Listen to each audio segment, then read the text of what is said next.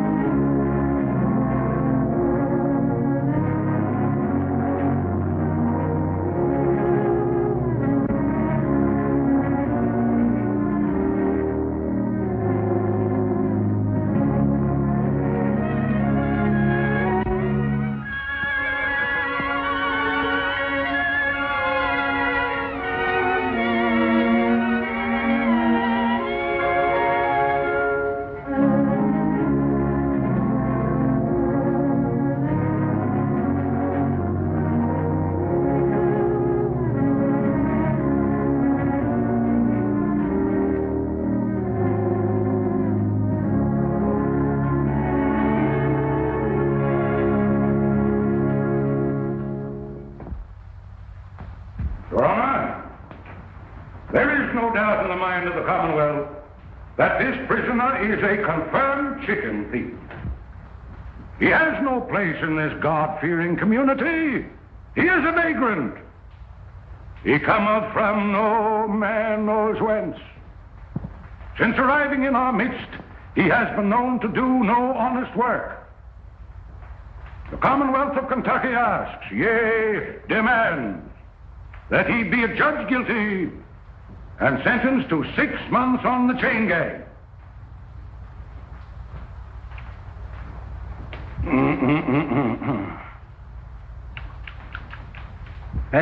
Hey, boy, wake up there. Wake him up there. If anybody's going to sleep in this court, it'll be me. Hey, wake up. Come here, boy.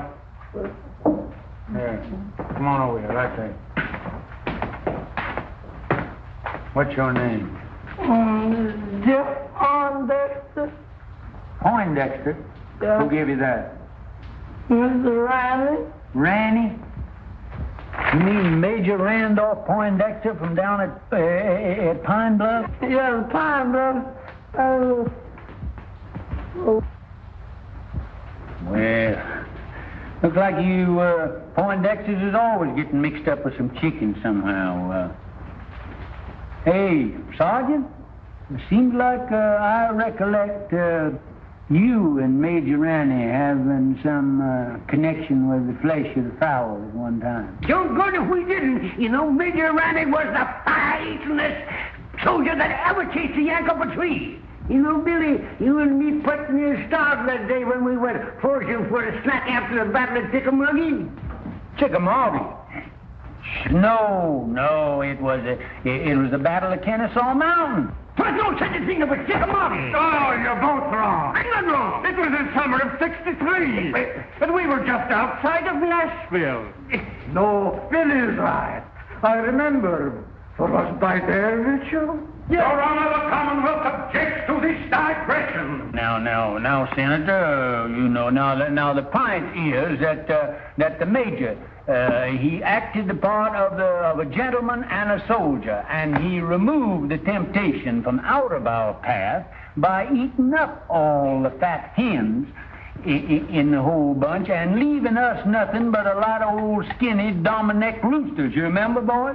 Come to think of it, Billy, they were Plymouth Rocks. There was no such a thing. There was Yankee chicken. There was Rhode Island Red. I know, but I could No, Plymouth Rock. Yankee was Rhode Island. Your Honor! Dominick. Your Honor! It was Dominick. Is this a court of law? I know that. I ask you, is this a court of law? Now, Senator, I don't get on your high horse that way. You know, we ain't in a great big hurry, but incidentally, what are you charged with there, boy? Nothing, Judge, but I wasn't there, them chickens showing up. Just fishing. Fishing? Where was you fishing? Down Sleepy River. Ain't no fish in Sleepy River. Ah, son. Ain't neither. Full of catfish. Talks right, Jimmy. Yeah? So is why folks, I catch good-ass catfish in there that long. There's your proof he's lying. Here, come in. What do you use for bait? Oh, I got a hunk of beef liver. Beef liver? Yeah, I just take the That's beef good. liver and put it on the hook and chunk it out there. Let him have the first piece for nothing, see him. Then you put some more on that and chunk it out there. And then they think they're going to get that for nothing. And you catch them long as you got the liver. And I go down there all the time and I don't care nothing but that liver. I don't care, but it's still in the common arm. Yeah, I remember. Oh, down there. I bet it must have been how long, you know? I got to take down the judge's clothes. Got to take 'em in the house. Yes, Lord. Got to get out that old ironing board. Fix 'em up for the judge to wear. Yes, Lord. That's what I was going to do. Praise the Lord, Mr. Room. Is you ahead or is you ain't? Hi, Aunt Delphi. How come you here? The judge say you up there at that college learn to be a lawyer, man. Aunt Delphi, I got stomach trouble. Lord help you, white child. What them years has been feeding you? Not a darn thing. That's the trouble. What have you got for supper? Mr. Rome, you stay here. Us is going to kill the hop-steppin'est rooster in the yard and a great big bowl of milk gravy and grits. And waffles? Don't you worry none, honey. You's home now. Miss Rome's home. Miss Rome's home. Miss Rome's home. Miss Rome's. Hey, Uncle Billy! Hiya. Well, if it ain't wrong. Well, salt me down. What happened up there? Did them Yankees kick you out of that law school? Huh? Sure they did, with a diploma. You're now looking at a full-fledged member of the bar. Let me look at you. Full-fledged, my gizzard. Yeah, lawyer. You know, you better get your britches half sold, because you're going to sit around a long time before you get your first client. Well, I don't mind, Uncle Billy. You know what happened to me before I got my first client, don't you? Lord, I sat through 2 Republican administrations before I...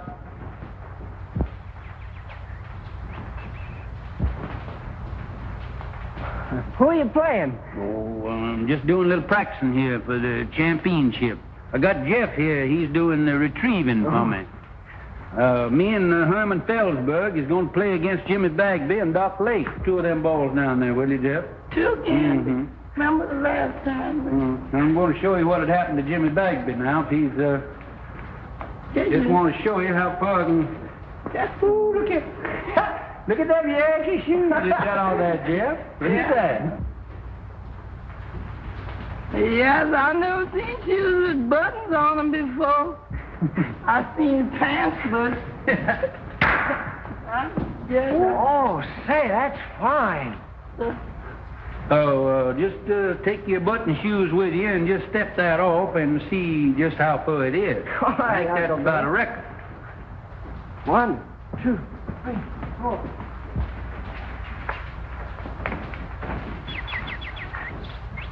Hello.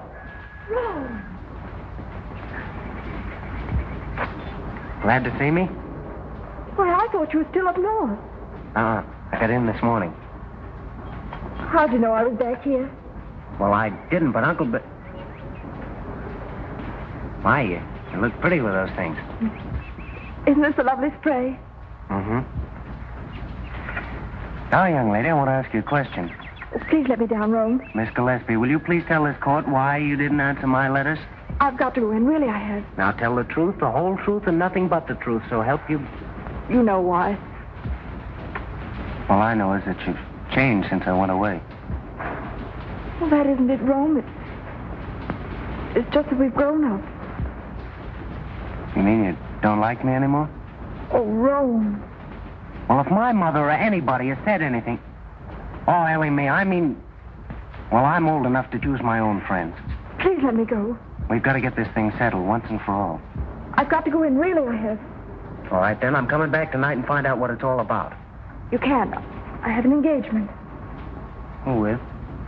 Fleming Talley. Well, how about tomorrow night? Oh, Rome, it's no use. All right. That's the way you feel about it? You can sit right there till we understand each other. That's all right. That's all right. We don't need no more practice for them old men. Besides, that exertion calls for a julep. Yes, but you gonna wait for that young gentleman for you. Wait for him? Unless young folks has changed since I was skirmishing around. He won't be back for quite a while. Just look at that goat. Ain't that a pretty sight? What, that goat? There ain't nothing pretty in the world than two young folks in love in the spring. Do about that goat. Oh, goat. My Lord, ain't you got any sentiment? Ain't you got no girl? Wasn't you ever in love? Stand around here talking about a goat or something. But your mitt. What about my mint? A goat in your mitt bed. It's in my mint bed? The guy. Acting like you starved. Get him now. Bet you hungry, too. Don't look. Why, William Priest, Oh, hello, Carrie. this is a fine how do you do. What will the neighbors say? I'm ashamed of you. What's ailing you now? That gum goat come in here and eat up my mint bed there. I'll bet he must have been the ruination of 1,000,000 juleps. You and your precious mint julep. A circuit court judge. Where's your dignity? Dignity? I don't reckon the Priest family will ever have to worry about dignity, Carrie, not as long as you're alive and kicking. Well, it's a good thing somebody in this family has pride. I always told my brother when he married you that he saved the family name. Well, if he were living, he wouldn't be fooling around the front yard with a goat. That's not what I came for. Have you seen Rome? Oh, Rome? Rome? Oh, appears like I did see that son of yours around here a while ago. I expect he's downtown, though, now. Strutting around, showing off his button shoes. Now, don't you play possum with me. As if I didn't know you'd been encouraging that girl over there to set her cap for Rome. Carrie. If I didn't know that you had the biggest heart of any woman in the world, I'd think you're the most suspicious creature that ever come down the pipe. Never mind that. You come up on the porch. I want to talk to you. If I'd have known that's the way you felt about it, I wouldn't have hurried home so fast. I'm sorry, Rome. But after all, you have your career, your family, and everything in the world that matters to you right here. I don't think you care what matters to me. That's not fair, Rome. After all, I'm only telling you for your own good. William, I'm not a woman to beat about the bush. This business of Rome and that girl next door has got to stop. What do you got against Ellie Mae? She's an awful sweet girl, seems to me. She's got gumption, and she teaches school and supports herself. I don't want to be unkind. She may be a very nice girl and all that. But after all, Rome is one of the Kentucky priests. And the name of priest means something in Kentucky. Well, I've never heard that it meant intolerance. It means good stock and family pride. You know the kind of stock she comes from. Yeah. Her ma come to this town penniless and died giving birth to Ellie Mae. I remember the night. She was a frail little woman. Wasn't any bigger than Ellie Mae is now. And just as pretty. But who was her father? Well, nobody don't rightfully know. Well, family may not mean anything to you, but it means a whole lot to me. I'm not going to have my grandchildren come into the world under a cloud. You haven't by any chance picked Hod Maydew as a grandpappy, have you? Oh, I know you've never liked Senator Maydew, but you can't say anything against his folks. They've got money, they're an old family, and Virginia's a lovely girl. She's always been crazy about Rome. He could do a lot worse. Well, I guess me and Rome, we ain't got anything to say about it. I knew you'd come around to my way. You gonna stay for supper, ain't you, Carrie? Not tonight, thank you, William. The Daughters of the Confederacy are having a chicken supper at Cape Maydew, and I'm late already. Looks like you daughters getting more ferocious every year towards Yankees and fried chicken. You got your badge on there. Yes? Mighty pretty. Good night, William. Sometimes I think you women got more badges and medals out of the soldiers did. Good night, Carrie. Listen, that old whippoorwill calling his mate. Him and his kin has been nesting around here for nigh on 30 years. A lonesome kind of sound, isn't it, Uncle Billy? Tis so. You know, the good Lord never meant for nobody, either man or bird, to live by themselves. Uncle Billy, why didn't you come and live with us after Aunt Margaret died?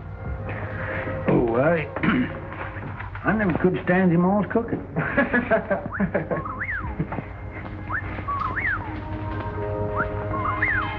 Awful fine swing over there on that old porch. I wouldn't be surprised if they ain't pretty girls sitting in it now. She's got another fella tonight.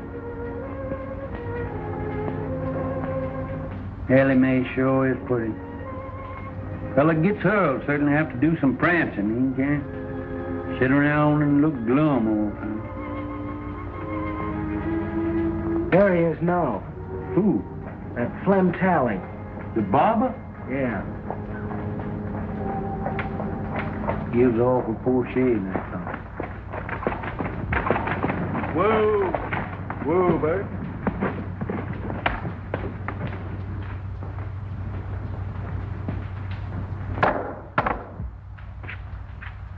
Yeah, I am, honey. Jimmy, here's the news.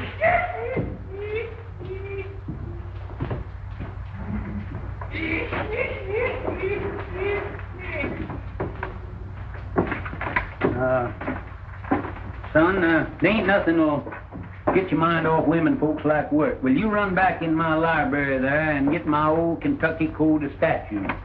It's an old calfskin book up on the top shelf there.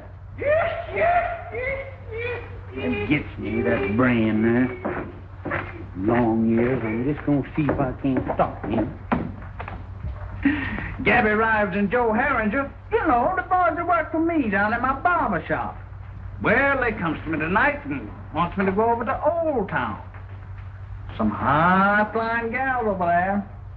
But I tell them no. I can have all the fun I want right here at home. Now, guess who I was talking about? Couldn't I make you some lemonade? Lemonade? Sure, honey. And I got something to sweeten it with. Right out of the mountains and kick it like a mule.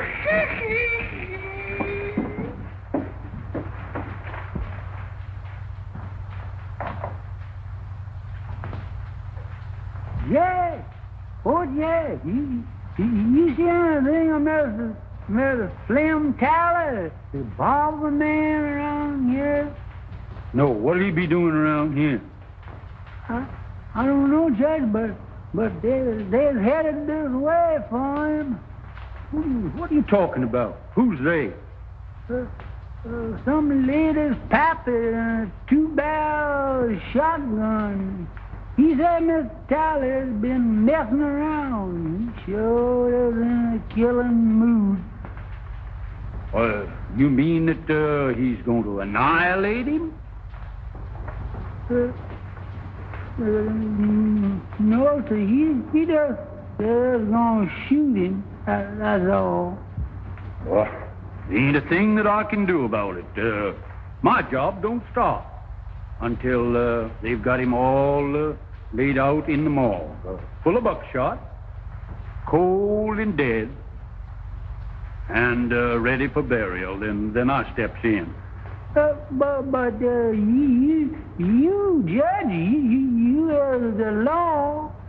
Oh, I can't do a thing about it, as I said before, until the shooting is over. And then I'll certainly see that the murderer gets a fair trial.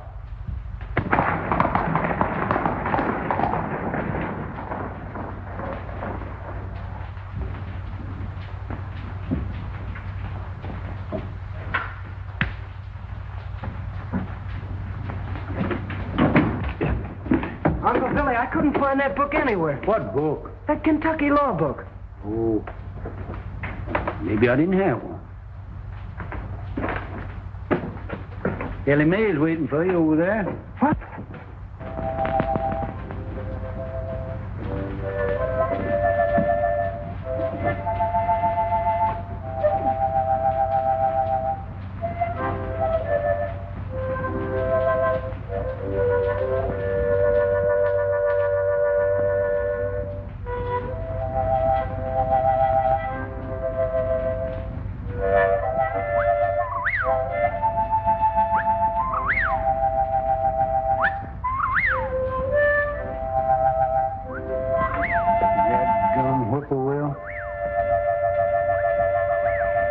Mighty poor company on a night like this. Good night, Dad.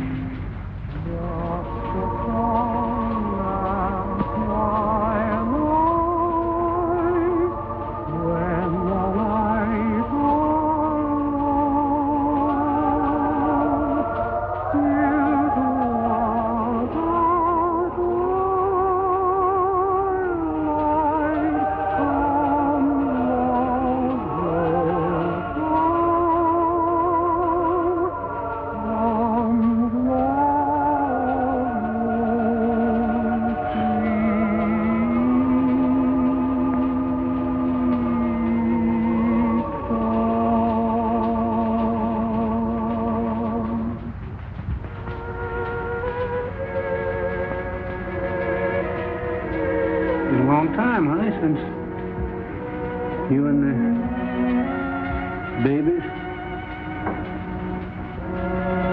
went away.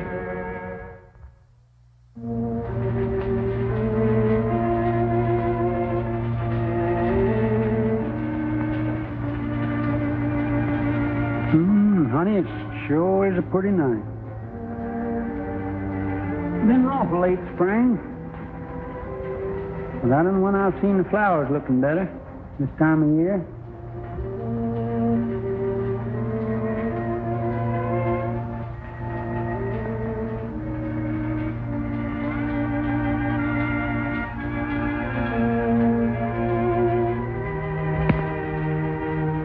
People are funny things.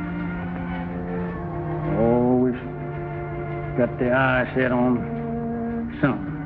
Rome, he's got his eye set on Ellie Mae, and Carrie, she's got her set on old Hard Maydew's daughter, Rome. Old Hard, he's got his eye set on my job. Some of them's going to be disappointed. Them honeysuckles sure do smell sweet. Seems like I just can't get my nose full enough of them.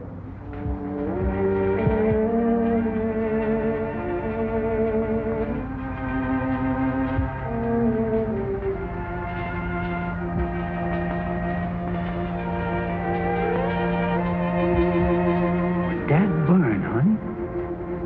There's Bob Gillis over that grave.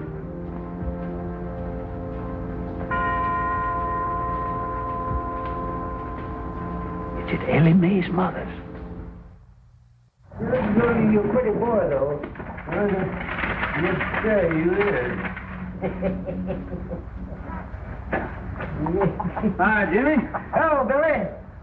What are you doing there? Figuring on getting called to the colors again? Hello, Gillis.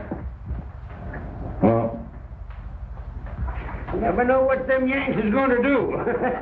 We licked them once, and I'm keeping old Deadeye ready in case we got to do it again.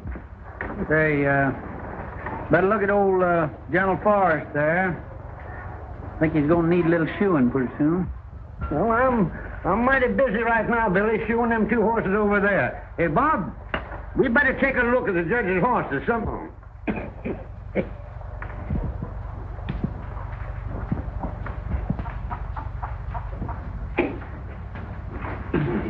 Have a snifter?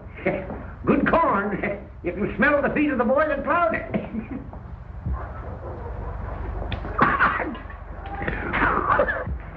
That breath of yours is like a hot mince pie.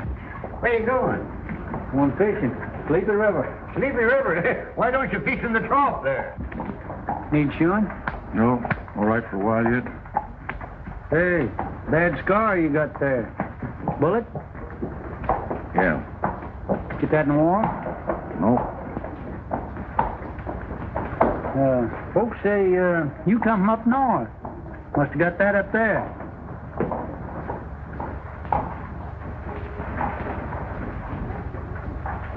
We'll talk to Jeff first, find out anything. Hey, wake up here.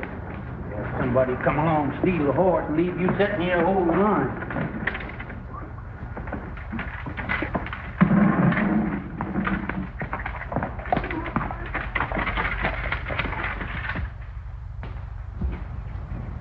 All right, come on with that beef liver now. The bait is in bait bag. Oh, let's keep it in head Hurry up now. and liver. Oh, gee, don't tell me you ain't got it. It look like that liver and walked off by itself.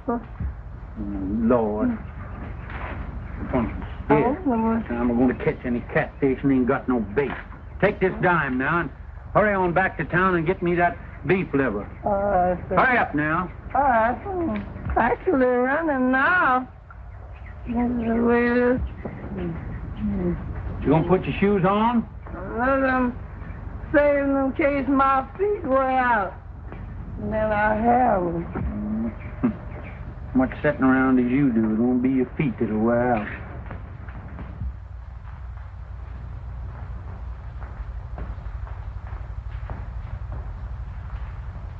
Master Jesus wrote me a note. He wrote it on the wall. He tell me to put on my Sunday clothes, for he's coming to fetch me soon. Master Jesus wrote me a note. He walked it in a star. Say he gonna watch me white as snow. I got a hat and this good old pretty vest hanging up in there doing nothing. Fine crab. Well, plague take you, I thought I told you to stay away from that Yeah, vest. but Judge, it got hung up on Yeah, you got my coat on there, too. Yes, but this old skunk coat. Skunk coat? I mean possum. What do you mean, possum? Rabbit. Rabbit? Say, listen, every inch of that is raccoon. Better be raccoon. I took it off a rich Yankee. Now you get in there and put them things away from there. Better get on over at that festival there. Dilsey might be needing you, too. How are you, Judge? Just Oliver, Reverend, just Oliver. I'm afraid it takes ice cream and cake to get you old soldiers out of the church. If the Lord ever gets in a jam, why, he knows who to call on. That's right. Going to church isn't everything there is to it. Evening, Senator. Good evening, Reverend. Good evening, Judge Freeze. Good evening, Rod. As one of our best churchgoers. Yes, it's surprising how far some men will go to get a few votes. Too bad we didn't get rid of him and get him off up to Congress there after him spending that term in the state Senate. I understand he thinks you deprived him of that honor. Me? Great Democratic Party and Thomas Jefferson. Evidently, the senator doesn't see it that way. Tell me that his cases in your court have taken on the appearance of a personal feud now that he's a candidate for your job. Oh, I wouldn't say that, Ashby. But I am going to have to get out and do some mighty tall electioneering, you know. Hart he's a spellbinder and a silver tongue from way back. I'm just an old country Jake, kind of a baby kisser. I ain't got much to offer the boys in the way of rhetoric. I understand he doesn't approve of your grammar. My grammar. First thing I learned in politics was when to say ain't.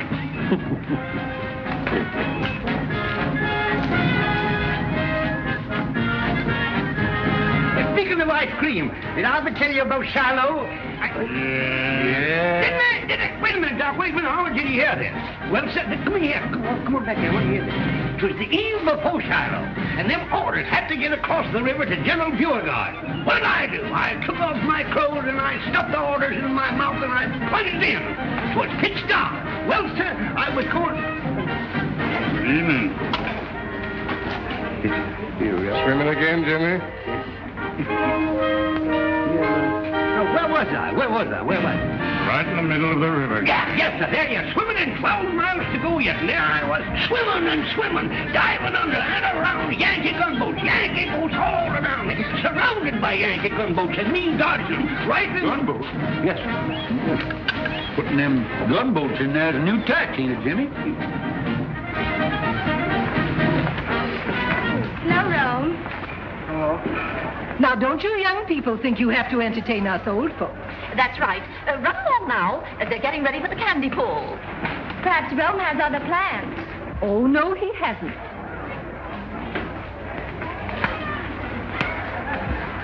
I declare, Virginia gets prettier every time I see her.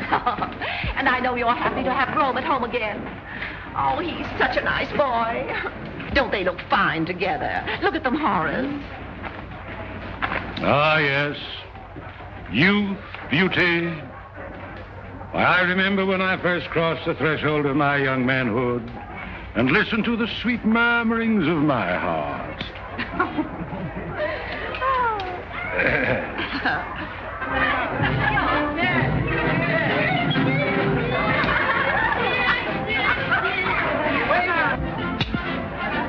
Double portion, please. You have a full portion there. Oh, but we can pay for it. Can't we, Rome?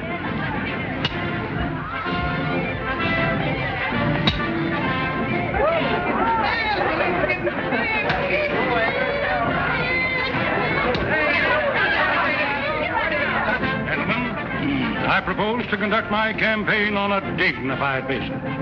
No personality. Others may censure the homespun manners of Judge Priest on the bench. Not I. Others may question the methods by which he has held political control of the county for a quarter of a century. Not I. Oh, gentlemen, merit alone will count in the forthcoming election. Where have you been keeping yourself, Rome? I think you've forgotten where I live. Nothing like that. Mother and Daddy are always teasing me about you. I tell them you don't care anything about me.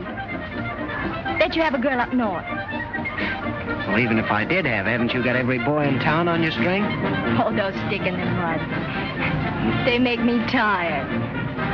Besides, I've been waiting for somebody else.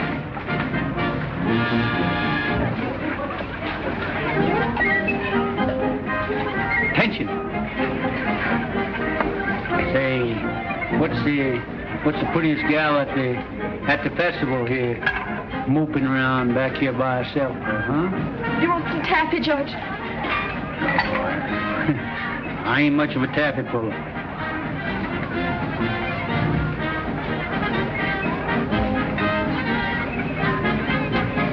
On second thoughts, you can give me a wad of that, too. All right. Put the butter on your hands first.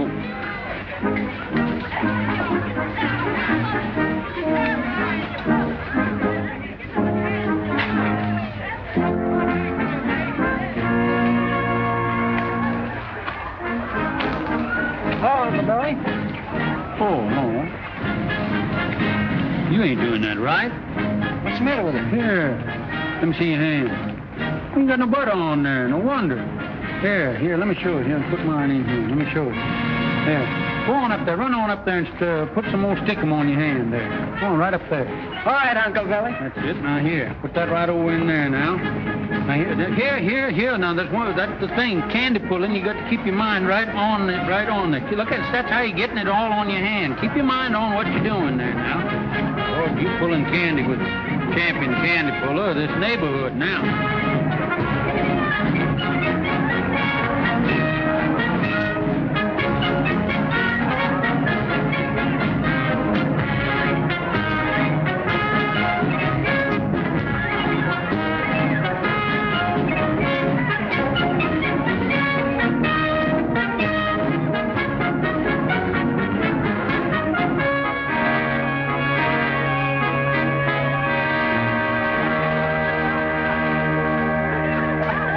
I think this is your fault. The sun shines bright in my old Kentucky home.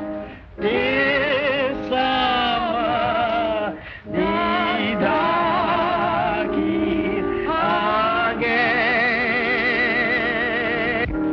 The corn tops rise and the meadows in the blue, while the birds make music all the day. Weep no more, my lady. Oh, weep no more today. We will sing one song of my old Kentucky home. Of my old Kentucky home.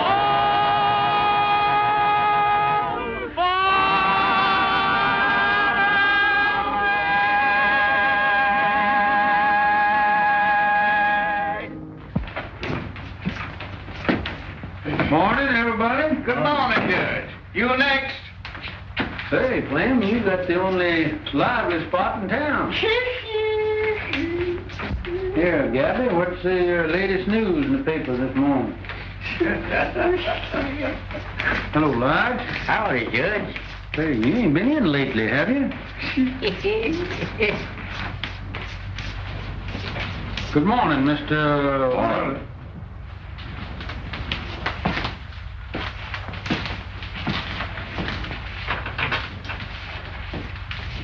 Nice day. Yeah. Oh, Flem, here she comes.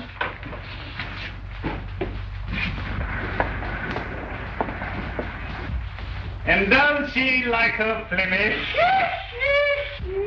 Hey, Flem, when you two getting hitched? Don't know it. I heard nobody talking about marriage. You ain't scared of no shotgun wedding, are you? Not as long as she ain't got no paw.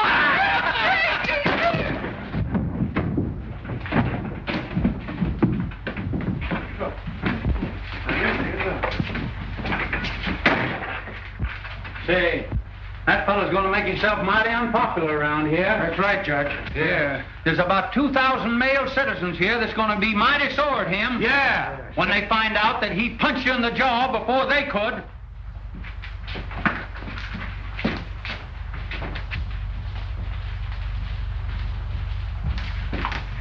Yes, he's going to be awful unpopular around here.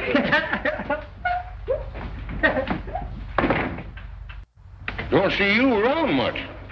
No. Trying to keep to yourself, don't you? Yeah.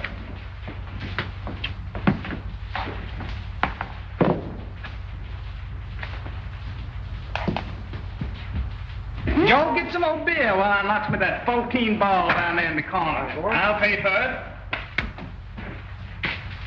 Hey, Phil, Gillis is out there. Yeah? Yes. Come on, let's get it. Don't hold your horses now. He'll be heading to you in a minute, going home. You fellas with me? Sure. Sure with you.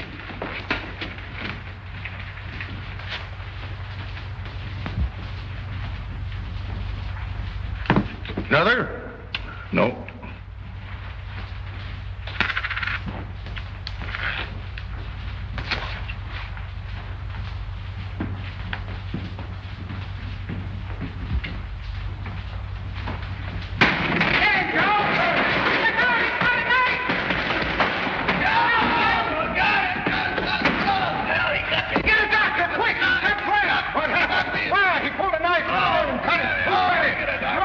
He cut Flash. We saw him. With the knife? Yeah, we saw him do it. Look at that. Cut it. That blacksmith. We're not surprised, King. Get a duck.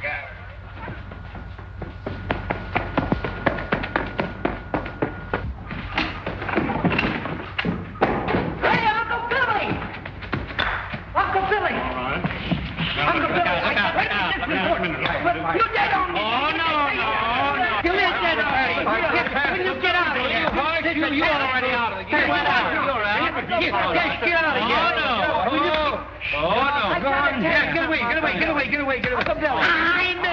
He missed it. Rome, please, will you? Wait till this is an important game here now. Keep still. We're censored. Let me talk to you. Golly, I don't see how the South ever lost the war with a guy that could argue like you did. Uncle Billy. What is the matter? You've already made me lose a game. Uncle Billy, I got a client. Oh, well, who is it? What's the matter with him? Gillis, you know, Mr. Bagby's man. Huh? What's that, Bub? What's he doing? He cut up Flem Tally. Yeah? And right after he gave himself up, he sent for me. Well, I'll be kicked by a mule. Did he cut him bad? Well, I can't tell yet. Gee, Uncle Billy, he sent for me. It'll be the biggest case in your whole court session, and I'll be defending him. Well, I wouldn't gloat too soon now. Oh, don't you worry. Hey, Ellie Mae! Hey, yeah, I'm going to get down to the jail and see what that fellow's got to say for yourself. I'm going to tell it. Darn robbers, they robbed us out of that. Herman, now, you better get on down there with me because you're liable to get a chance to go as bail. Ellie Mae! Ellie Mae, I got a client. Oh, Rome, I knew you would. Come on over. I want you to talk to Uncle Billy and tell you all about it. That sort of novelty, Herman, the barber getting cut up. You ever cut him up, couldn't have cut him much if he used the barber's razor. Where's Rome? I won't have it, that's all. He's getting mixed up with that kind of people. Oh, what's he done now? Well, he's done enough. Mother, what's the matter? Something wrong? If you're in the habit of discussing your affairs before strangers, I'm not. Well, Ellie Mae's not a stranger. Excuse me, Rome, I'll go. No, wait. All right. I have nothing to hide. Carrie, what's the matter? Have you been out in the sun too much? You shut up, William Priest. I hold you responsible for everything that's happened. Are you going to defend that man? Mr. Gillis? You bet I am. Oh, no, you're not. Mother, what do you mean I'm not? I suppose you know what's behind this drunken brawl? No? Well, then I'll tell you. They were fighting over that girl in a saloon. Mother, that's not so. Carrie, you can accumulate more misinformation in a shorter time than anybody who told you all this rigmarole. Virginia Maydew. Who? Virginia Maydew. Oh. She got it straight from her father. And brought it straight to you. She wanted to warn Rome. I know you've never liked me, Mrs. Priest. I know you've tried to stop Rome from going with me. And I know you think I'm not good enough for him. But let me tell you something. If Rome were half as mean as you are, he wouldn't be good enough for me. Well, of all things. Carrot? Looks like you run circuits. Oh, no, I don't. If Rome's father were alive, he'd back me up. Rome's already got himself talked about all over town with this girl, and I'm not going to have him publicly defending her in court. Well, Rome, see how your mother feels about it, so looks like you lost your first client. It's certainly hard to get, too. No, Uncle Billy, I haven't lost anything. Rome? Mother, I think I'm old enough to know my own mind. I said I'd defend Mr. Gillis, and I'm going to go through with it.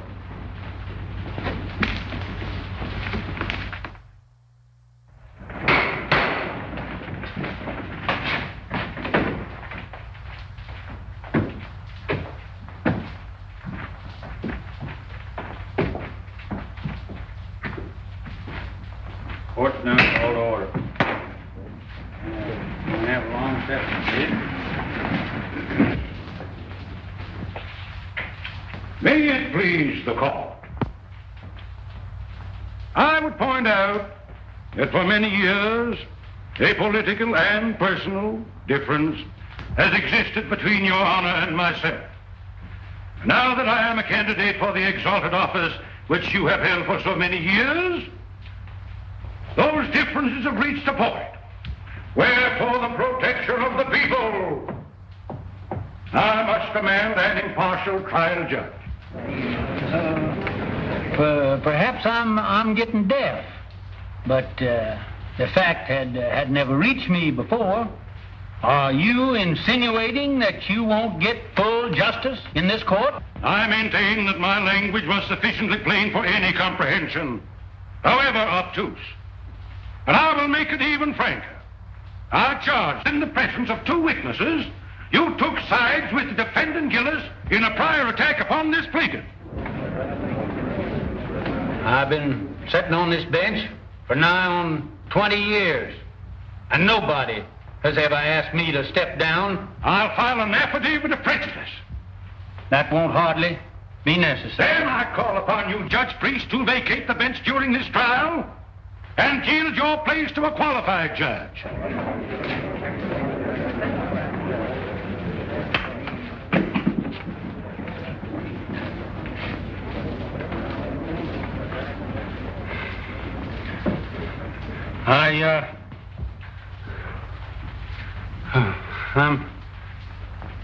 I'm not denying, Senator, that you kind of took my breath away. I guess I had just sort of got the habit that I was took for granted here on this bench. Gosh, I was not putting you raised in this courtroom. When I quit fighting, 65,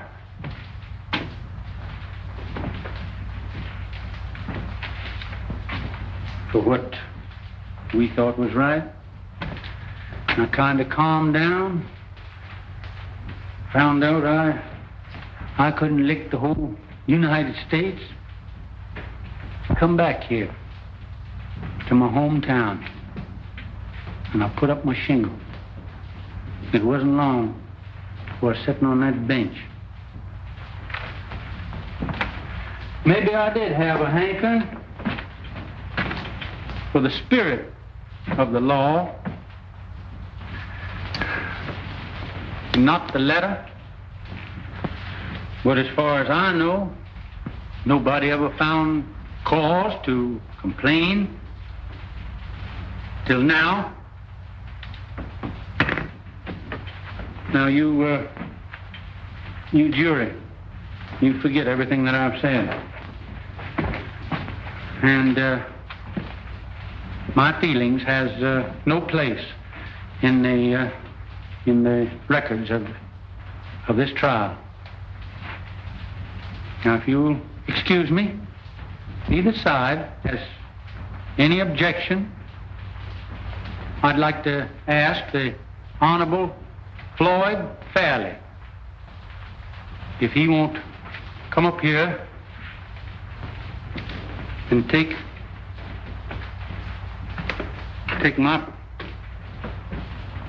my place on the bench.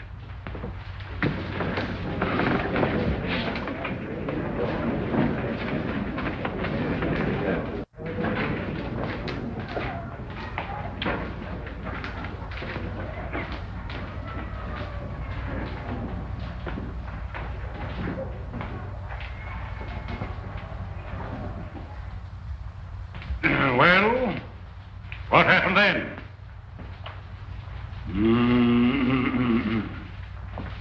Gentlemen of the jury, in plain language, the defendant here burst in upon these three worthy citizens. I object, Your Honor. I deny that my client ever burst into any place or anything. Objection sustained. So be it, Your Honor. Nevertheless, I shall demonstrate that my young friend's client here did burst into something.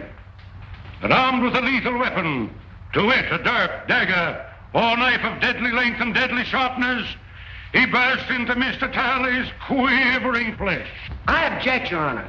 Objection sustained. Your Honor's humble servant bows to Your Honor's august ruling.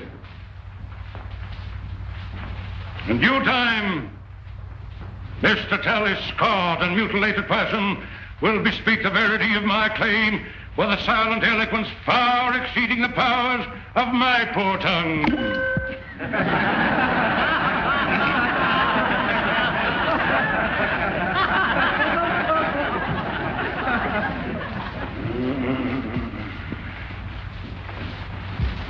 We was playing bottle pool when he come in and attacked at me.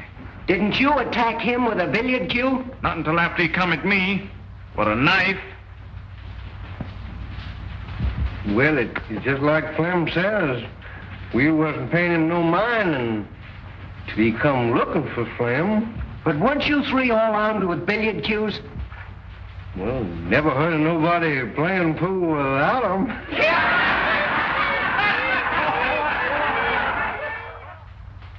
It's just like Flamin' Joe says. He come in looking for trouble. You don't like the defendant, do you? Who does?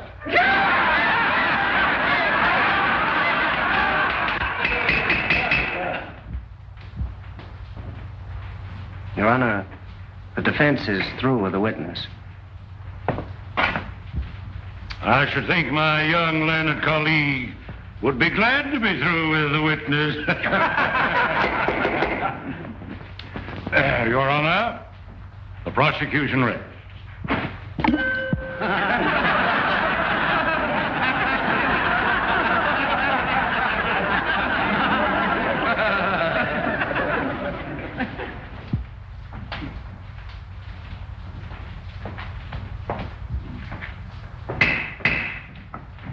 Before the defense proceeds, this court recesses for half an hour.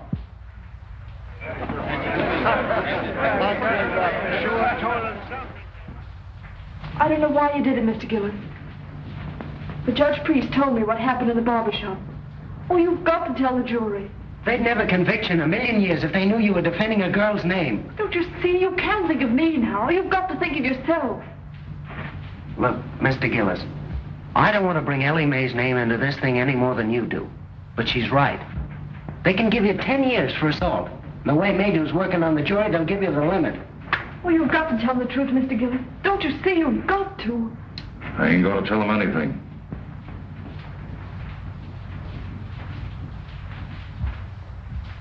Yes, sir. Talley lied all the way through. And Herringer and Gab Rives, they lied too. It was 3 against 1 in Billy Gaynor's back room, and it's 3 against 1 in this here courtroom. Have you ever been in any other cutting scrape in town before? No, sir. That's all. One moment.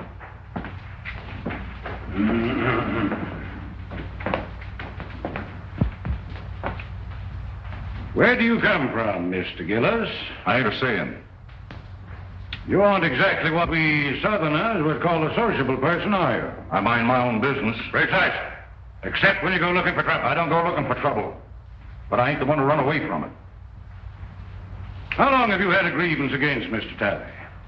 We had a run-in a few days before he jumped me. Oh, a run-in, eh? And what was this run-in about?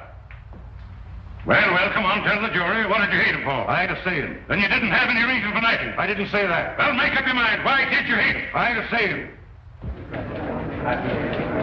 Oh, Your Honor. Anything further? That's all, Your Honor. The defense rests.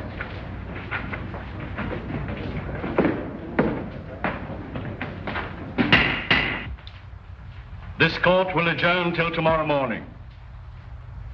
It is our hope that the summations will be brief, so that we may all attend the reunion ceremonies, which begin at noon. Well, yes. Hey, this is a pleasure. I don't get a chance to do this often. You certainly does me honor. Here, Jeff, make the Reverend comfortable there.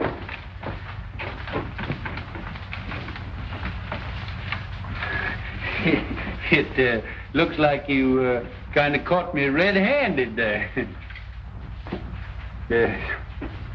Could I, kind of inveigle? Been a long, tiresome day, and it's mostly mint.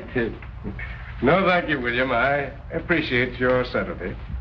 You know, I kind of thought that you'd be working on your Memorial Day address for tomorrow. Well, that'll take care of itself. What I'm worried about is this poor devil of a Gillis. You know Gillis? My trade takes me into queer quarters sometimes. Well, I feel just as sorry for that fella Gillis as you do. I'm plumb out of it. Hard got the best of me. He sure did. Case is closed. It's all settled. And I don't think Hard will, he'll be fool enough to reopen the case for nobody or nothing.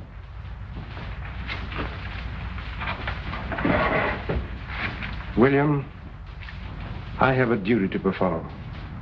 A Christian's duty. I'm going to violate the sacred confidence of another.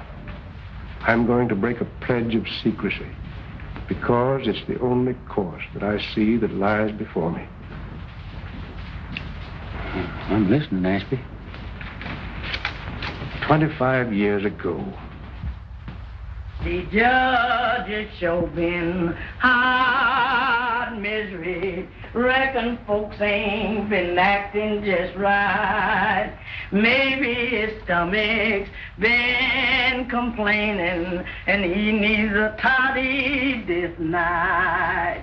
Yes, Lord. Yes, Lord. 'Cause tomorrow he's got to be like Mr. Samson, saving Daniel from the lion's den. Saving Daniel from the lion's den. Yes, Lord.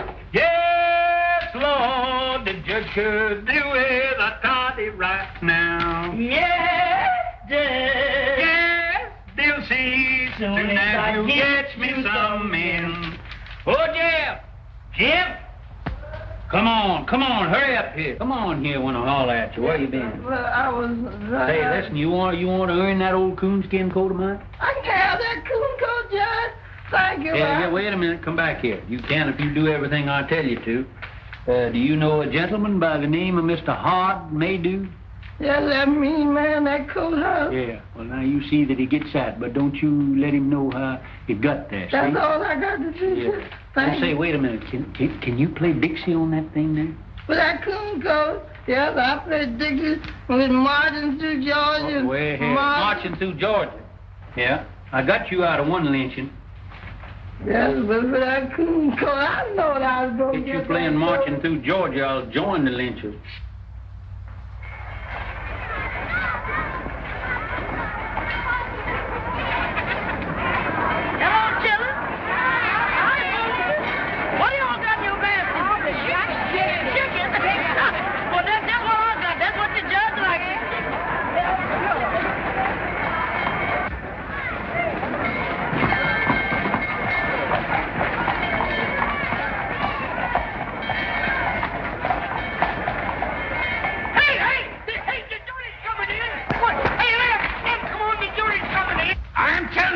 Sheriff, we've lost the bass drum. How could you lose a bass drum? Someone stole it. We need it for the parade.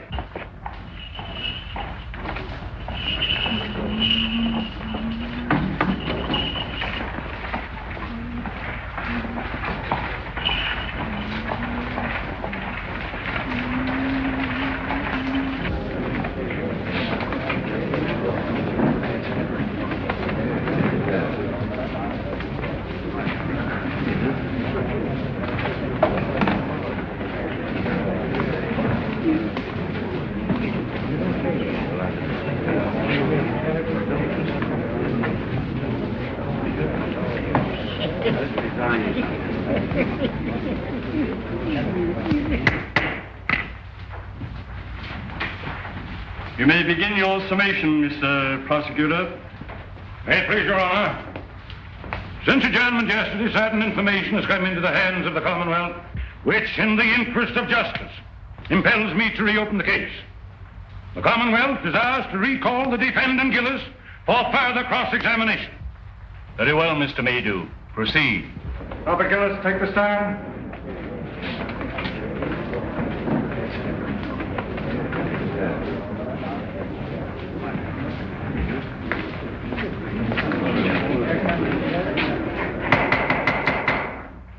Your Honor, as I recollect our procedure, for the time being, I'm an ordinary member of the bar. In good standing?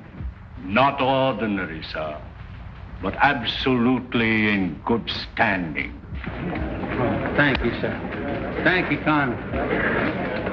Then I have the honor of announcing myself as Associate Counsel for the defense. Seeing as the case has been reopened,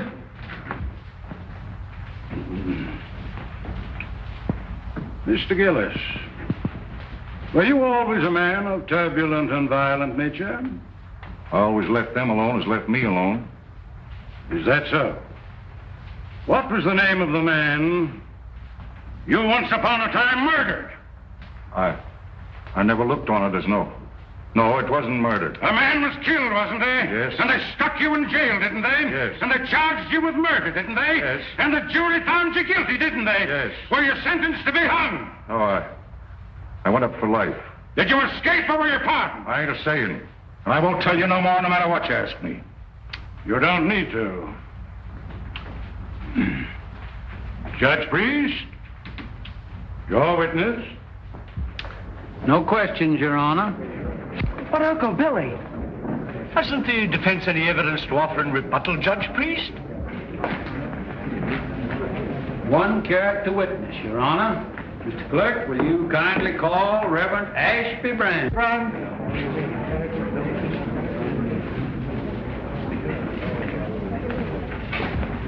Do you solemnly swear to tell the truth, the whole truth, and nothing but the truth in the case now pending in this court? I do.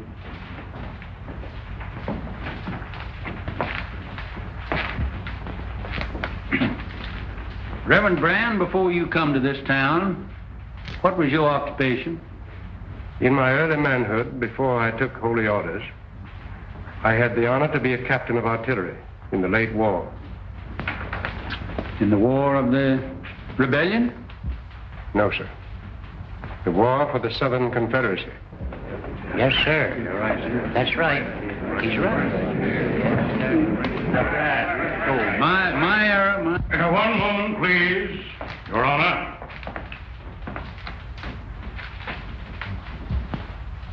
I yield to no man in love and everlasting devotion to that sacred lost cause for which my people fought and bled.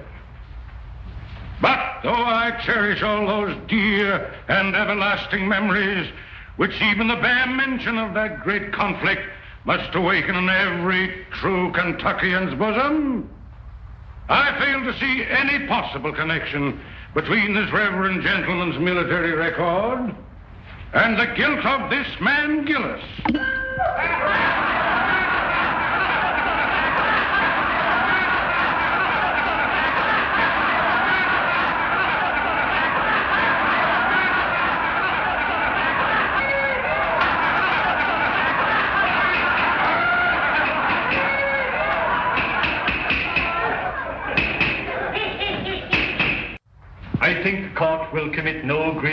fatal error by allowing a minister of the gospel to tell his story in his own way.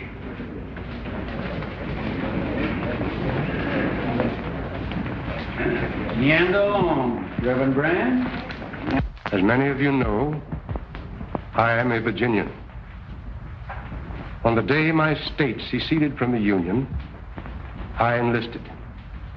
I was a private in Penn's Virginia Battery.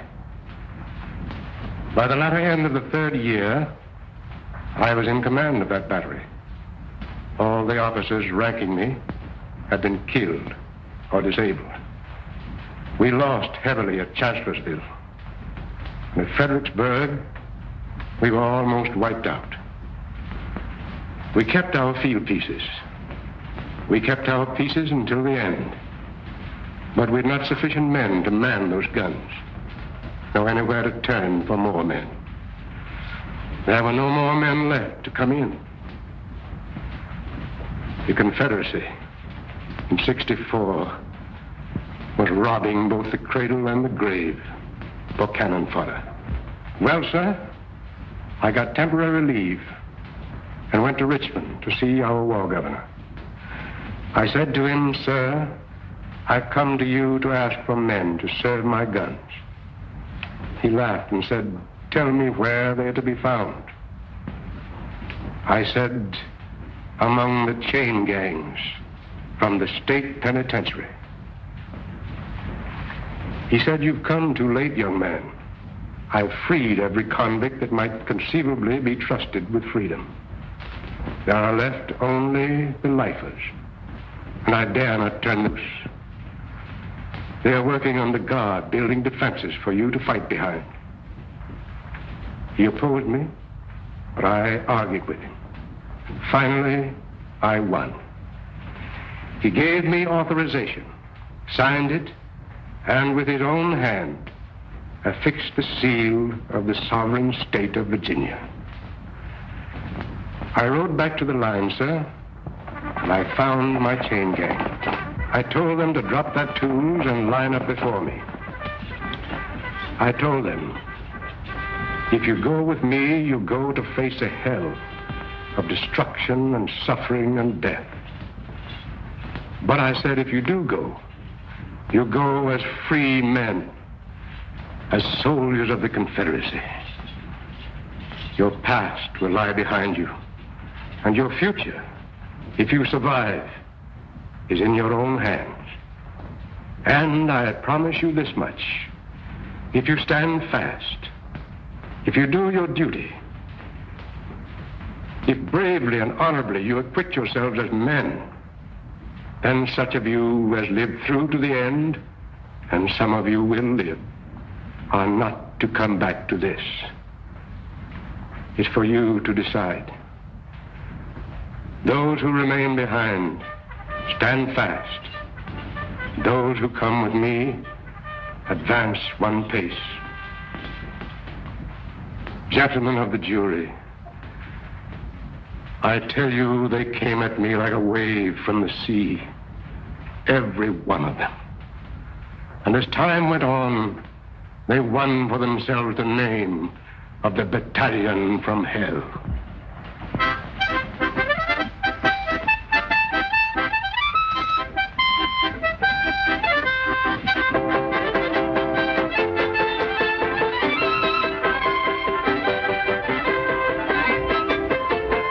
Those men, those fellows, with the scars of their shekels still on their legs, they fought for the South like men, none better. And they died like men, most of them. I was one of those men of whom I wish to speak a special word of tribute. He stood out for his courage and his fidelity, for his worth as a soldier and a man, most of all, for his invariable truthfulness under all circumstances. He was from the mountains of my own state, a man who spoke little, but did much. I saw him once go out under fire during a battle. to rescue at his own risk a wounded Union officer who lay there helpless between the lines.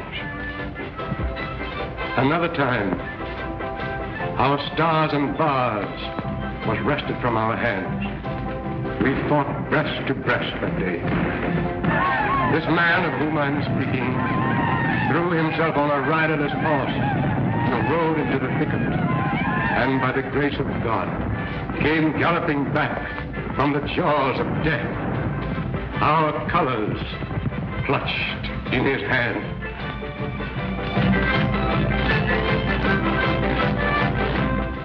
And another day, when every man who served his gun, excepting him, was down, I saw him when the Union infantry charged, sitting astraddle his useless gun, and with a rammer for his only weapon, waiting for the enemy to come within reach. The countercharge from our infantry saved him.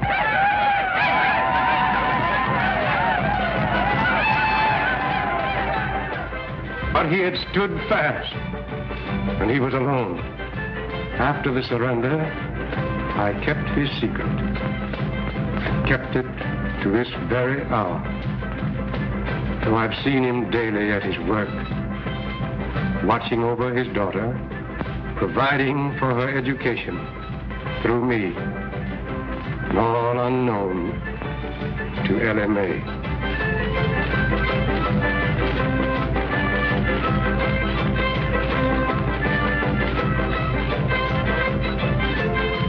Gentlemen, as a soldier, I knew that man as Roger Gillespie. You know him by the name he now wears, Robert Gillis. Hooray for Jeff Davis, the Southern Confederacy, and Bob Gillis!